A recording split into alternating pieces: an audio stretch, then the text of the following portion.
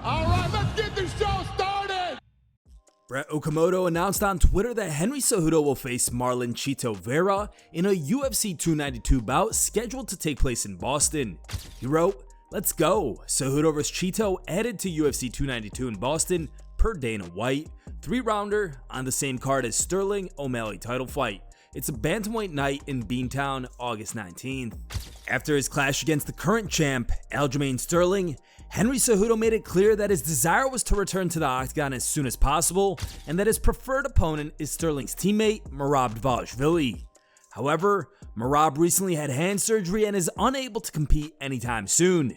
Henry's new opponent, Marlon Vera, will be no easy challenge. Chito was on an impressive 4-fight winning streak before having it squashed by the Sandman, Corey Sandhagen, back in March. Who do you guys have winning this matchup? Chito or Triple C? Let us know your thoughts in the comment section. Islam Makhachev just revealed that the UFC has rejected his offer to fight in the summer. As most of us know, Islam's been out of action since his historical clash with Alexander Volkanovski back in February. The two champions headlined UFC 284 and delivered an unforgettable performance, with Makhachev ultimately retaining his lightweight title via unanimous decision. Now, during an interview at Eagle FC 52, Makhachev said, "I was in the United States, met with the UFC. I asked for a fight in the summer, but they told me that I wouldn't have time to fight in Abu Dhabi if I had a fight in the summer." He continued, "I don't know who I will fight next. Maybe Dustin Poirier. He has a big name in the UFC. Well, can't say for sure. Dariush lost. Everything turned upside down. I can't say anything for now." Following his defeat to Jared Cannonier at UFC Vegas 75 this weekend, Marvin Vettori took to Instagram to issue his first public statement on the matter. He said, "A lion remains a lion. Spirit was never broken. I'll be back stronger. I promise you that." Jon Jones and Francis Ngannou met face-to-face at PFL 5 on Friday night in Atlanta, where they both clarified that neither man is afraid of the other. Francis confidently added that Jones is not the king nor the GOAT at heavyweight. Now, while speaking on the BYM podcast, Michael Bisping explained why he thinks that Jones vs. Ngannou will never happen. I think that's a 10-9 to Francis there. Listen, I you know, we all love watching John fight, and I know you don't so much, but you know, there's a 10-9 to Francis. Never gonna happen though.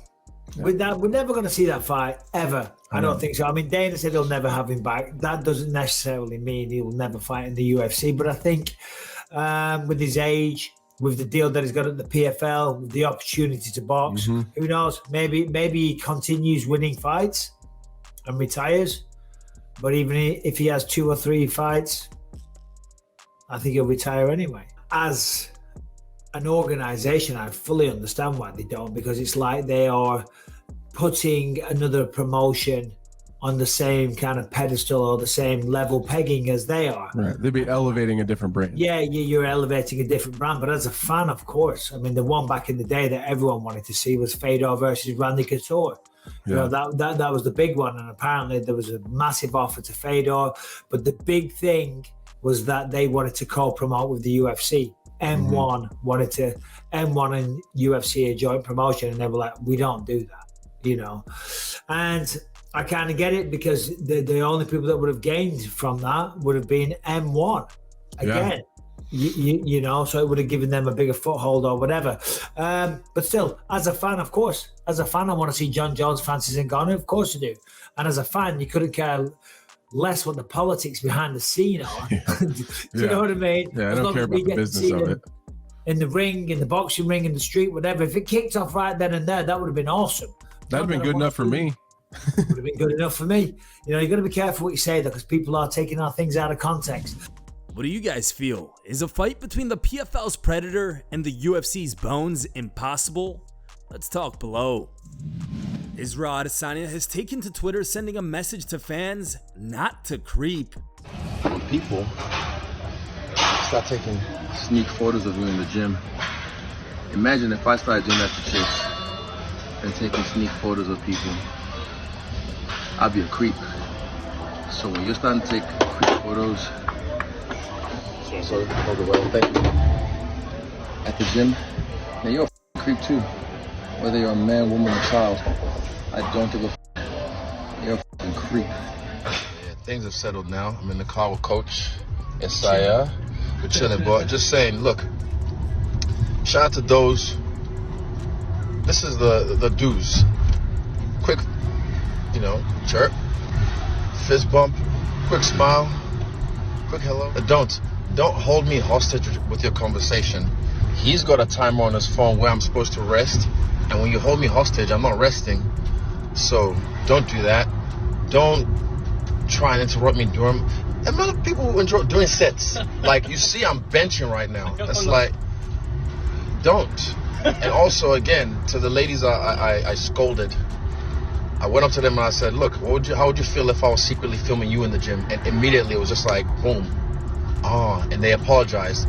So shout out to them for taking it in good faith. But yeah, don't be a creep. I mean, unless... What do you mean by that? Jokes. He captioned the clip writing, "Once in a while I'm in public gyms because I have to get my power back from the people, set boundaries, kill social anxiety while trying to work out. I empathize with hot chicks at the gym. If you know, you know. Shout out the real ones who just smile and wave. Appreciate yous."